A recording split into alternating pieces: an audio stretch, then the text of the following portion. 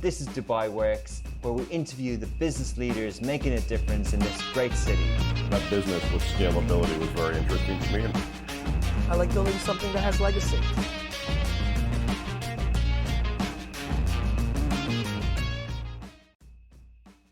So in this podcast, I always ask guests, do they think Dubai and the Middle East is an emerging market? In this episode, I didn't ask that question because everything Philip from Magnitt talked about was the region as an emerging market. It's fascinating. It's like a summary of the previous 130 or so episodes. Philip's an excellent speaker, and he's also created a hugely successful, really great success story in Magnitt. Enjoy the conversation. Welcome back to another episode of Dubai Works Business Podcast. This week I'm really excited to be joined by a media tech success story out of Dubai, Philip Bahoshy, who's the founder and CEO of Magnitt. That Magnitt is a platform where venture capitalists and entrepreneurs can come together, connect and gain insight. They're the first and leading venture data platform supporting investors and founders with research insights from across the emerging venture startup ecosystems across Middle East and North Africa, but also Turkey and Pakistan. So good morning, Philip. Good morning. Thank you very much for having me. And thanks for joining. So we haven't really sat down and had a conversation in a long time, but we both, our company and yours, started off in Astrolabs. Absolutely. In JLT, a really great environment for places to start. And I remember when you were starting, and it's amazing to see how prominent Magnitt has come. Thank you. Where did the idea come from? Look, I mean, the journey's been quite a roller coaster. Originally, I had done my MBA at INSEAD, and long story short, I did all the entrepreneurial programs. And one of the things that we did was this startup bootcamp, which was a weekend where you start on a Friday and then you pitch to investors on a Sunday. And it was all intensive training on all the theory around what entrepreneurship and how to set it up was. And one of the things that I struggled with, an exercise they asked, which is to reach out to alumni to get feedback on the concept that you were building. While there was an internal platform looking to connect you to the alumni, what you realize is you're reaching out to people that may be interested in your idea. And I thought, well, why isn't there a platform that people who are already intricately interested in the concepts can reach out to the founder? So actually, true story of Magnitt 1.0 was it was a Tinder for startups, whereby it was a very simple card allowing founders to put up their ideas with basic information, and then people from the community would come, whether they were investors, co-founders, service providers, to connect. Pivot, a little bit of an evolution of time, and we're now very much focused on data analytics. While it was always the reason for starting the company, the hook was the kind of the swiping concept, we've really doubled down now on data research, access to information, which is what we've now grown into. Amazing. Well, it seems as if from the outside, I wouldn't have known that there was many pivots. It does seem that it was from the start, Magnitt was very invested in the part of the startup ecosystem. But I guess a question is, where did the name come from, if you'd like? So actually, it came with speaking to a friend of mine. I was very dear, having spoken and learned a little bit about the marketing concepts. I needed a 2-syllable name. I mean, at the time, it was very fashionable, the Tinders and Uber and et cetera at the like. And a friend of mine was doing marketing, and I kind of brainstormed with him some concepts. And the original names were all very investor, tech, platform pitch, etc. And he said, look, be creative, open your mind up. And the original idea was to connect people together. So he came up, and the other requirement, it had to have a .com domain. And so he said, well, have you heard of this Magnitt thing? And I was like, and I started socializing it with friends and family, and everyone was like, no, it's stupid, it's silly. And then the guy said, one of the pieces of recommendations that I always say, forget what everybody else thinks. You're the founder, you're going to sell the story, it's your name, it's your identity. Let it sit with you and see how it percolates, because you'll have a logo, you'll have a punchline, you'll have everything around that. And at the time I was like, I really like the name. Nobody else did, but I was like, I really like the concept connecting. It's spelt wrong. It's not Magnitt, it's a Magnitt. And so it's catchy and people will have controversy around it. And the more I kind of let it sink in, get a logo with it, get the .com. And it was funny, I used to do these email updates. And at the time I'm building a website. Then I just changed it to Magnitt is going to be doing this. And then people started liking it. And of course, when you launched, there were trolls. People didn't like it. Some people liked it. But with time, it just became synonymous to connection and, in the end, data gathering for the platform.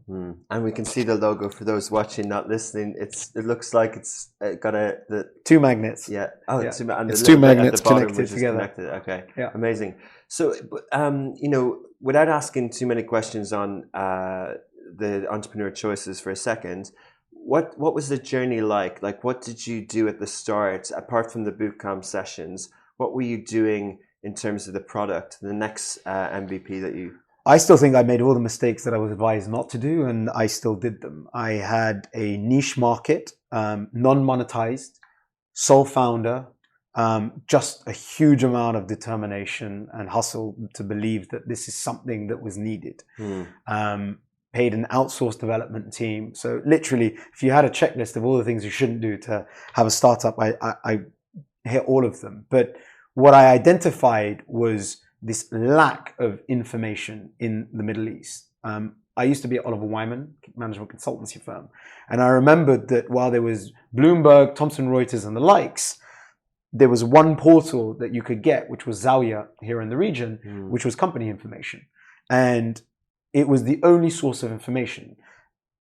In the end, that gets acquired by Thomson Reuters because they come in and they realize that the region is very challenging.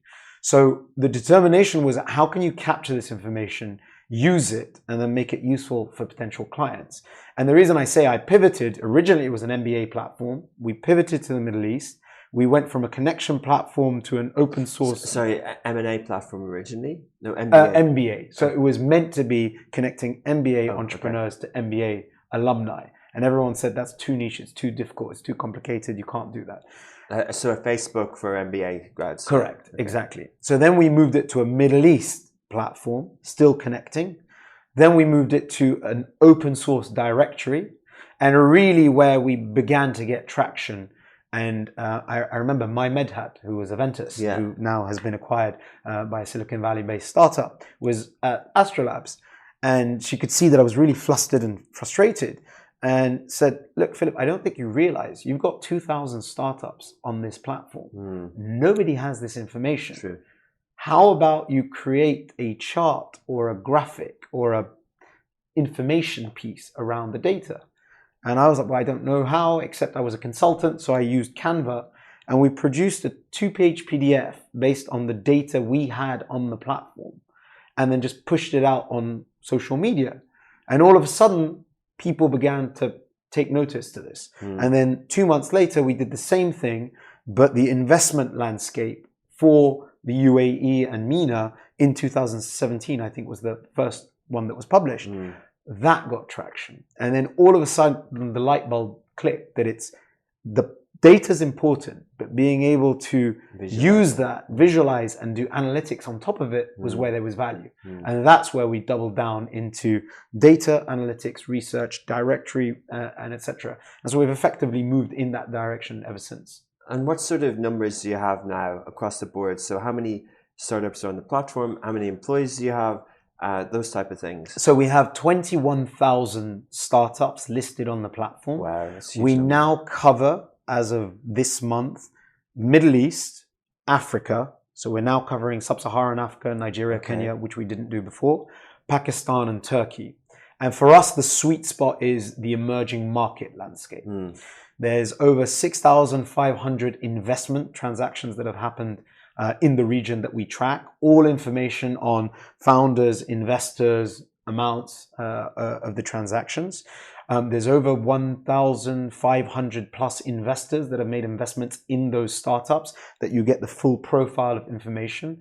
And we've now published over 150 research content pieces. And our team is still very lean with 20 people, but we're currently hiring 15. So if anybody's looking or interested in the startup analytical space, we're hiring aggressively now. And our goal is, once we've consolidated and captured that, to continue to expand into the emerging market geographies. That's amazing. It really is, because what, as you described it, because what you set out to do is one of the most daunting things for a startup, which is a platform. And the platform needs, it sounds great in theory, but it needs things from both sides. It needs, whatever the platform is, it needs buyers and sellers to come. And that's, that is the hardest thing to do. Not only do you need good tech, but you need good marketing. You need so many things to get right. And also, things that don't hit it straight away, eventually they fade away, yet you've persisted. Magnitt has, not only has it been ever present at the kind of pre-COVID conferences and everything like that, but in terms of the messaging and how you've presented this data, it has become a really kind of one of the most important data cogs in the investment ecosystem in the region. Thank you. I appreciate that. And look, it took a while to work that out. And COVID, while obviously a horrific situation, may have been somewhat of a blessing in disguise for us, because we were running around in all directions trying to just get Magnitt out there. And when you have to focus on monetization survival as a company, you very quickly work out, well, who's paying? What do they want? And really, in the last 12 months, we refined the product so that it matches the demand of the clients. Interestingly, people, I don't think, realize that our clients are not necessarily the VCs, although we have many notable VCs paying for the platform as a subscription, but governments, corporates, big tech, service providers, all of whom we know that the ecosystem right now is hot. Not only Dubai, the UAE, MENA, but emerging markets. I can tell you the global ecosystem for venture capital investment grew 2.5x in the last 5 years. The emerging market space has grown 10x. Obviously coming from a much lower base than US and Europe, but it's growing exponentially. Governments are interested in this space. Corporates are interested in this space. Digitalization and digital transformation is very hot. But when they want to understand what's happening in that landscape, data is a key decision maker. And that's where we're trying to support those people. And going back to the product, it's not just about the news, it's the data that helps them. So our goal is to help inform decision makers using that information. So the products, your customers, as well as people who, the things that the freemium model, you release some of the reports, the data, and then the product is a subscription model. Do people sign up and do they choose which reports they're interested in, or how does it work? So basically there's two sides. So everything I'm talking about is building the SaaS product online.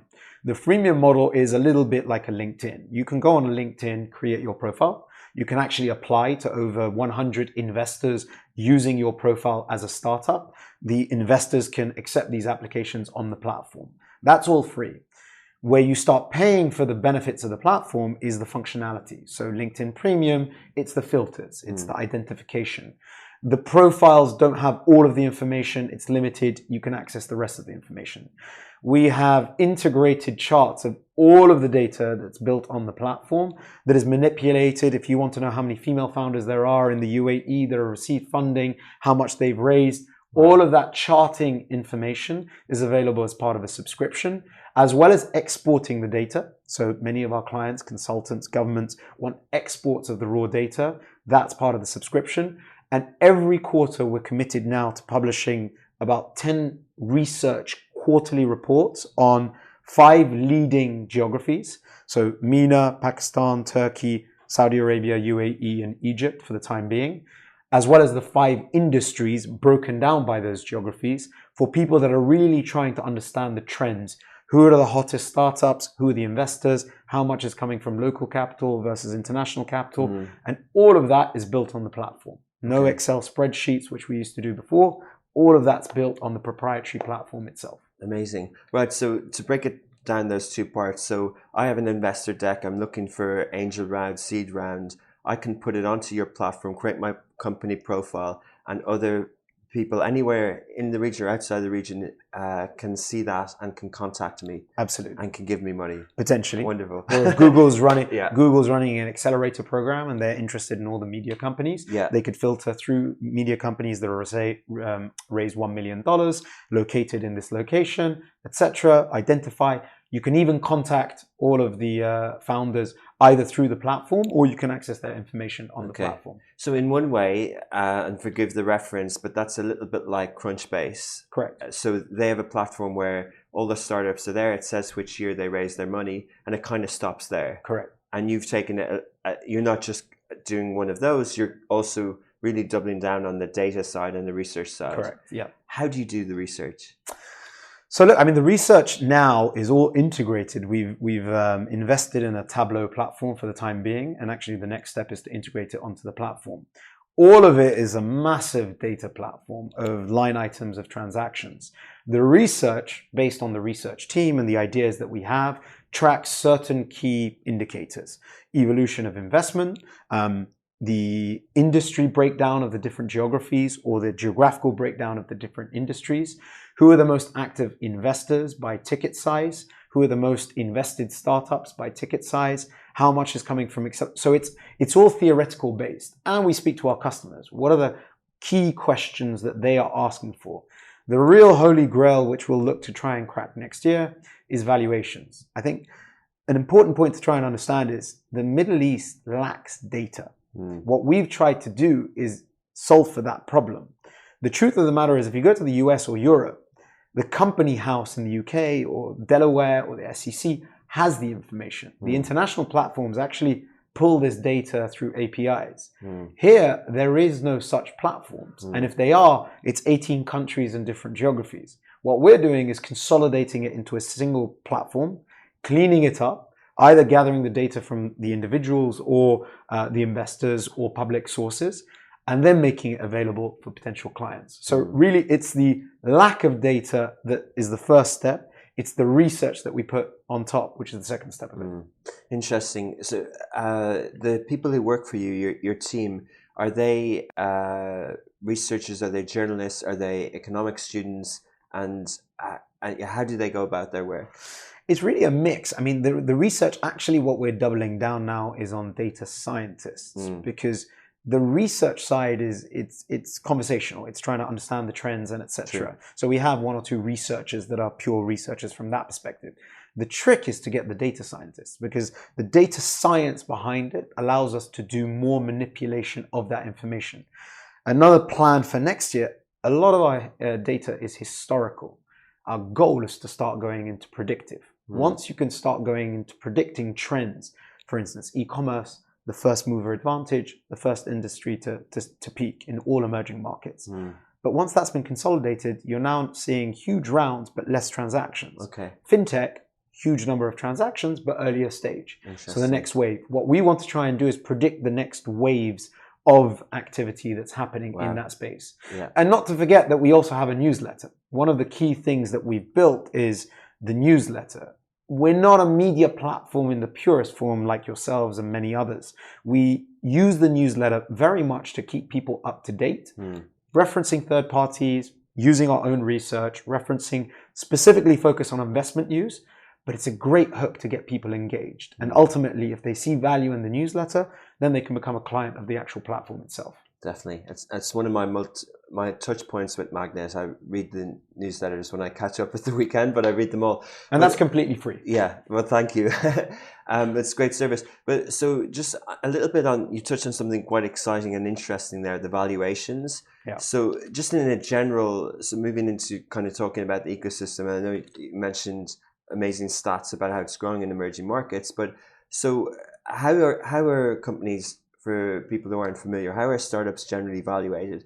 And then in terms of a product feature, how can you go about that? I think, an example is in the real estate market. I think an American company, is it Twilio or Zwillow? So they did this, and it became something really sticky. Once voyeurs or people who wanted to know the price of their house in Beverly Hills, they would be able to go on and see it. And I think Bahoshy have done something similar. So I think it's an amazing feature. But how is it done sort of in general with VCs, and how's it done? And then B, how can you go about doing it?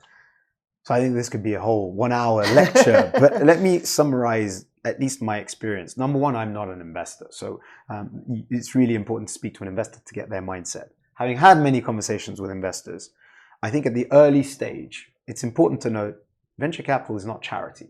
I remember the early stages, especially when at Astrolabs, there was a lot of frustration as to why aren't investors investing in my company. It's not a charity. They don't have to. It's their choice. And the trick is to understand the mindset of a VC.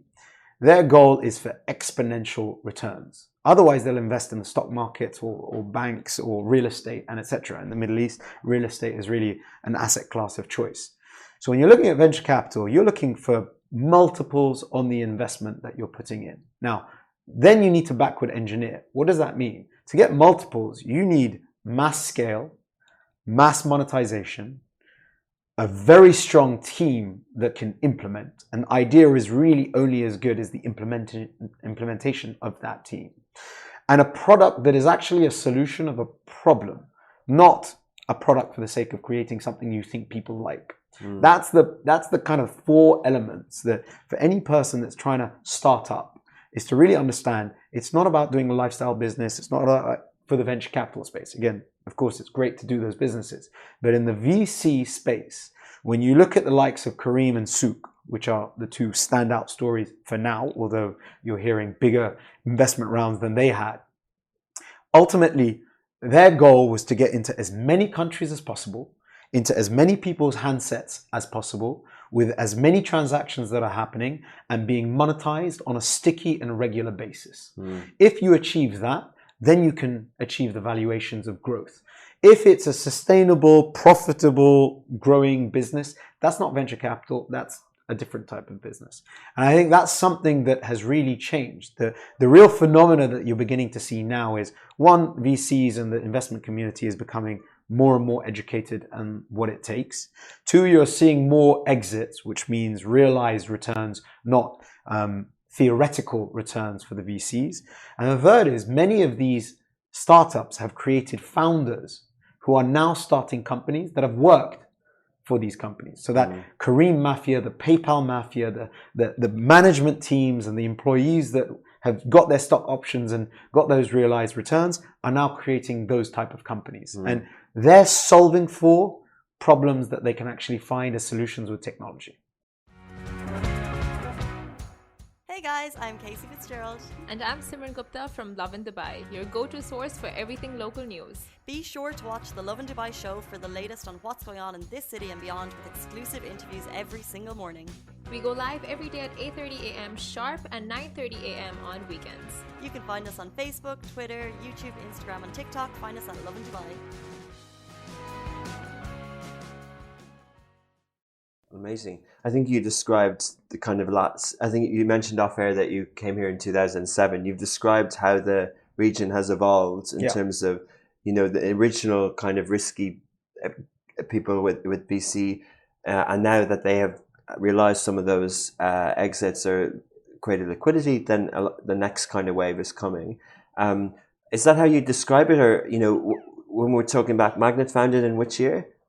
2016. 16. So what's it been like as well? Like you mentioned e-commerce as well. What are the other trends that have really kind of taken off in the last 5 years? So the way I look at it is in any emerging market, investors are still trying to work out what is best to invest in. And when there are proven models that exist elsewhere, which is no criticism. I don't like the idea that people criticize copycats, because what happens is that you localize it to the market that you're in. But in reality, infrastructure, given everything that I said, which is huge opportunity, specific pain point, monetizable, getting into people's hands or usage, tends to be the first industry of choice because it's been replicated from other markets and then applied. So the ones that saw the first growth, e-commerce, which in my opinion is an infrastructure play, because ultimately what is successful in e-commerce, while it's the choice that they're providing, but it's getting it to your home. There were many companies that provided you choice, but you needed to pick it up from a PO box or from the mail. They're not successful. The ones that got it to your house were the ones that succeeded. Then it was people, Kareem, all of the transports, truckers, the food, Insta shops, etc. All of those were the first wave. As you start seeing the success of those, investors then move to other infrastructure pain points. Fintech, when people get excited about fintech, and we know the numbers, let's be clear, they're not AI, blockchain, crypto solutions in the region, albeit that there are some. They're payment infrastructure solutions. Okay. Money from here, money to here. People transferring remittance payments. Those type of solutions are the ones that are seeing the most investment. Uniphonic, that received 150 million yesterday, SoftBank, that is people communication, X to Y communication platforms, SMS, messaging, and the likes. So those infrastructure solutions in an environment where the Middle East, while it's continuing to develop, is 18 geographies, broken down, different demographics, huge bureaucracy, are the solutions that are getting the investment. COVID did provide opportunities for healthcare, education. You saw some of those increased in demand where there was a need for digitalization of those solutions, albeit they haven't been proven success stories for investors to double down in. But those industries are becoming more and more interesting. As investors see returns on their investment, their risk appetite to go into sustainability, ESG, agri-farming, into other more creative solutions will be the next wave that will come. But to date, they've historically been infrastructure plays. Fascinating. Philip, we're sitting in Dubai, and a lot of these stories have come from here. I'll ask one sort of, maybe a gossipy question. Why do you think, and it's to do with competition, but why do you think we hear of Angami as a Abu Dhabi-based company or Swivel as a Dubai-based company? And, what's happening there? So I'll leave you to ask the founders the question. Okay. But I think what's clear is that, interestingly, let's do a little bit of history. So originally, the growth of entrepreneurship in the region was out of Jordan and Lebanon, because from a tech talent perspective, very strong university base, very strong interest from a government perspective. Many of the founders were creating those companies at lower cost than you would in potentially the UAE or other GCC countries.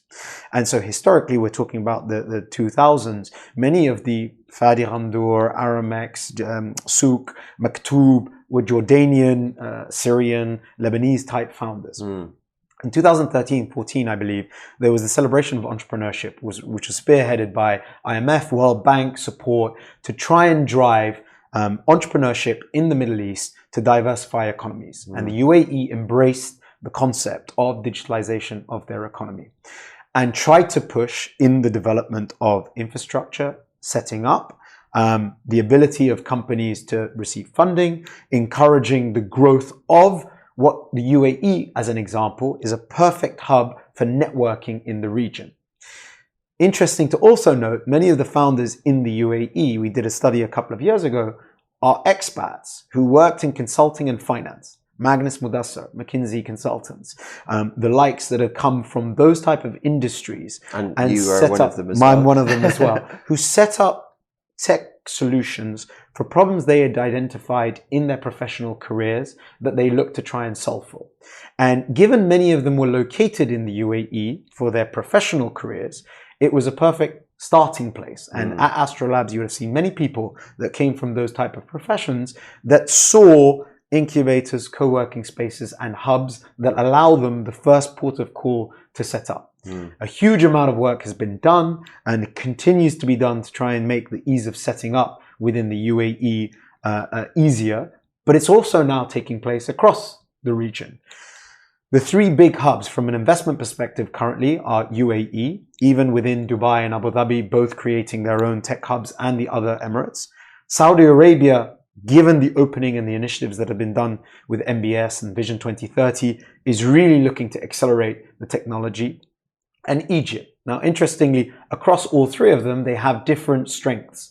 The size of the market in Egypt and the low cost of people allows for huge opportunities for companies to scale into. Saudi Arabia, huge government initiatives, big population. The UAE is uniquely positioned as a connector across the whole of the region, as well as having original startup founders. There's a hub that's been created, a strong transport link across the region to the East, West, Africa, and the likes. So each of them in their own right have positive strengths. To your point, again, I leave you to speak to the founders, but ultimately what you realize is that you can have multiple jurisdictions. One thing that I'm very opinionated about it, to be a successful company like Kareem and Rami, Swivel, you have to operate in all of these geographies. Where your headquarter is a matter of decision of the founder and whatever incentives are in place for them. Yeah. But ultimately, it's not like they stopped operating in Lebanon or Egypt. They're still operating in all of these jurisdictions. And to be successful, not only should you have a mindset of being operational at a regional level, you should look to go into emerging markets, if not globally, to be successful. So ultimately, now it's just some of the headlines that are happening. But to be operational, you should be looking at all of them. And interestingly, just to add to that, I was on the STEP conference yesterday with Pakistan. Pakistan, yeah. Through Magnitt, we've now started reporting on Turkey, Pakistan, soon to include Africa. It's fascinating to see the interest of Saudi and UAE-based startups looking to operate in Pakistan, and Pakistani startups considering investment from these countries, if not looking to operationalize and move into those countries as well. Once you break down those silos, really the opportunity to become a sizable and scalable startup becomes a lot more interesting. Wow, amazing summary. Again, thank you. If this is a teaser of what's available on Magnitt, then I think people would be interested. No, but Philip, what you said there as well kind of matches up and is consistent with your comment earlier around why VCs might be interested in an emerging market. But what I'm getting is a bit of a trend in terms of some founders in Dubai might say, hey, well, I'm choosing Dubai to go global, but actually the kind of narrative, the success stories is that the solutions are for this region. It's for, whatever we call it, whatever acronym we call it, it's the sort of Arabic speaking 20 something countries, this region. And that's what we've seen, right? So it's consistent with, but the question really is the return there for this region? Are they seeing those sort of multiples by focusing on, are you able to go with your deck and go, I'm just going to focus on the Middle East, MENAT, or those kind of neighboring countries? And is that attractive enough for regional investors and for international investors? Again, I think it's for an investor to be able to speak to the actual multiples. But I think that what you have seen when you look at the Souk and Kareems is historically, because now you're seeing new instruments, the SPACs, the IPOs, the likes, and etc. Historically, what these guys have been able to do is really capture a market that has been acquired. Because an Amazon and an Uber have decided, you know what, they've done all the hard work for us, let's go in and acquire them. And there are many other examples of that. I mean, Aventus is an example. You saw Harmonica, which was acquired by Match.com. Many examples, InstaShop. And so that has been the trend. Now, to speak on the actual multiples, I assume that they were interesting, especially for early stage investors that took the bets at the angel, seed, series A stage. I can't speak to the later rounds, but one would have to assume as these companies continue to grow by geography and grow by product and consumer base, they must be interesting for investors. Otherwise, they wouldn't be investing. One trend we are seeing specifically is more international investors investing in the region than ever before. Sequoia Capital, big name, made their first investment in fintech in this space. You had NEA, you've had Tiger, Naspers, First Round Capital. I mean, there's many international players, as well as the accelerator programs that are setting up. 500 startups have just announced that they're moving. Number one, they rebranded to 500 Global, but they're also setting up headquarters in Riyadh with an interest for the region. That international interest in the region shows that there's appetite. And let's be clear, the arbitrage opportunity is also relatively high. While we talk about the valuations in the region really increasing over the last 12 to 18 months, they're a lot more suppressed than they are in the US and China and Southeast Asia.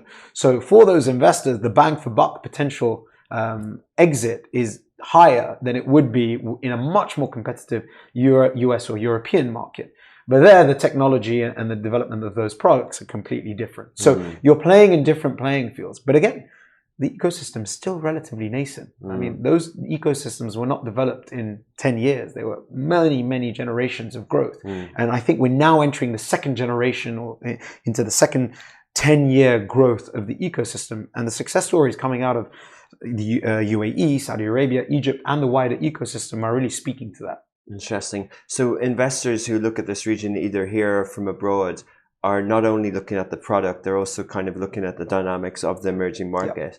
Yep. And to put an example on something you mentioned, the Ngami listing was valued at 200 and something million, yet Spotify is a $60 billion company. Yep. So there's gaps there, which is very interesting. Uber's acquisition of Careem, it was valued at $2-3 billion, but they go and list on the stock market many multiples of that as well.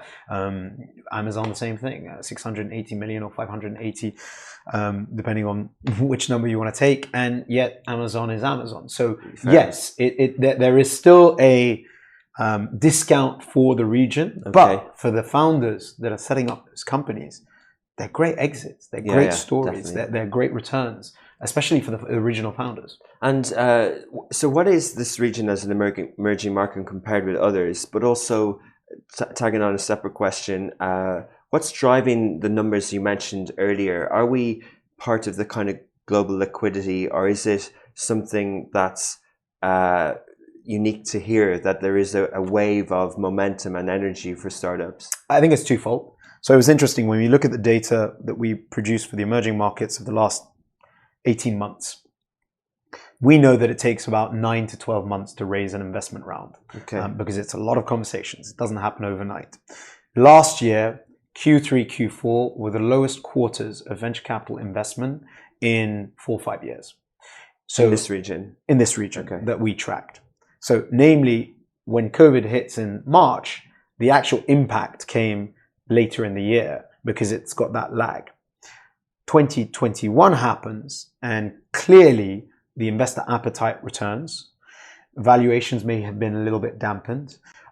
Startups are growing. As I said, last year, basically many companies would have focused on survival, created new products, continued traction, come to raise funds. Then you talk about the global phenomena. Globally, it was a record year of investment already to date. So it's not just a MENA region, it's a global phenomena. But here in the region, many of the LPs that invested in the fund of funds and in different VCs have liquidity. Stock markets at record highs, so people are wanting to diversify. Angel investors have spent many months sitting at home and disposable income is higher. So across the board, I think it's a financial benefit. It's a reserve of cash that people didn't want to invest in a crisis last year that they're now looking to deploy. Governments continuing to stimulate and drive that behavior, but it's also a global phenomenon. So the more international people that are also coming into the space is also driving that growth. I mean, these 150 million investments that you've heard for both Kitopi and Uniphonic are SoftBank. They're not regional investors, they're international investments that are coming into that space. And so there's that also, that's the more regional effect, the international interest, and more family offices looking to invest in this space, given the exits that they're hearing. Exactly. Oh, so that's a really interesting way of putting it. That those results and those success stories are going beyond the startup space. They're bringing in, and we've seen some of the semi-state companies listing parts of their businesses in KSA and here. So it's actually, what you're reporting on is, although focused, is also part of the wider sort of business landscape and environment for that. And to that point, what's missing? We've seen exits, we've seen US listings. When are we going to get startups on the Tadawul or the Dubai financial markets or Abu Dhabi? Look, I think that's a great question. I mean, I don't have a particularly strong view on that because I don't know what it takes, the requirements. I mean, I think that listings is challenging because the traditional listing of a company is a profitable company, track record, financial stability, huge amount of work and cost needs to be done into the auditing and the legal around that. And traditionally, they've been SME or offline businesses that are large. Tech companies that are venture capital hyper growth don't tend to be profitable. They tend to have loose management team and growth and etc. And so that's one barrier. The second barrier is which which listing do you go to? And I think there needs to be a certain effort of even consolidation across these listings so that there is one listing of choice. Do you go to Saudi? Do you go to UAE? Within the UAE, is it Dubai or Abu Dhabi? Almost a consolidation and a pick of one to double down into for Egypt, tech specifically, even Egypt.